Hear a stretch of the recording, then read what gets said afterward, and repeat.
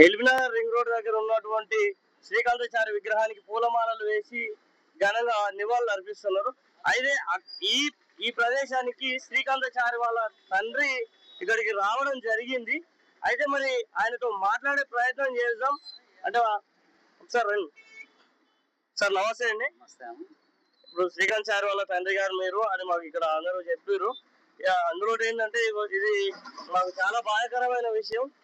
మరి ఇప్పుడు గత ప్రభుత్వానికి ఈ ప్రభుత్వానికి ఏమన్నా ఉద్దేశించి ఏమైనా చెప్పదలుచుకుంటున్నారా? ప్రతి ఒక్కరికి పేరు పేరున ఉద్యమ వందనాలు తెలియజేసుకుంటున్నాను.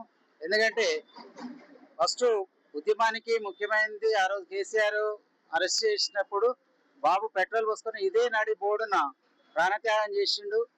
దాని మీద ఉవ్వెత్తున ఉద్యమం లేచి ఎవరంత బాధ్యత వాళ్ళు భుజాన్ని వేసుకొని ఢిల్లీ నుండి ఢిల్లీ దాకా ఉద్యమం ఉవ్వెత్తున లేచింది. దాంతోపాటు ఢిల్లీ గద్దె చేసి మనకు తెలంగాణ ఇవ్వడం జరిగింది. అది కూడా వాళ్ళు ఇచ్చేటప్పుడు కూడా అన్నారు, కానీ కాలేదు, ఆశించినంత జరగలేదు. కానీ ఇప్పటికైనా జరుగుతుంది అని ఆశిస్తున్నాము. జరిగినప్పుడే మా బాబుతో పాటు 1200 అమరవీరులకు కూడా ఆత్మశాంతి చేకూరుతుందని మేము భావించుకుంటున్నాం తల్లిదండ్రులుగా.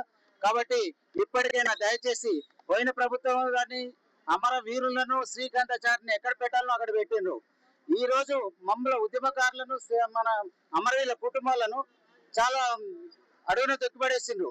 కాబట్టి ఇప్పటికైనా దయచేసి రాజకీయ నాయకులే కానీ పొలిటికల్ లీడర్సే కానీ ప్రభుత్వమే కానీ అమరవీరుల కుటుంబాలను ఉద్యమకారులను అదే రోజు బాబు ఎల్బీనగర్ చౌరస్తాలో నిప్పంటించుకోవడం జరిగింది, ప్రాణత్యాగం చేయడం జరిగింది. ఒక్క ఫ్లెక్సీలన్నా ఒక్క ఫోటో బాబుది ఏ ఆఫీసులన్నా బాబుది ఫోటో పెట్టుకున్నారా? శ్రీకాంత్ ఏ అమరవీరులైనా పెట్టిందా? అది చాలా బాధాకరం. ఎందుకంటే బాబు పోయినప్పటికంటే ఇప్పుడు జరిగే విషయాలు చూస్తుంటే మా తల్లిదండ్రులకు చాలా ఇబ్బంది అవుతుంది.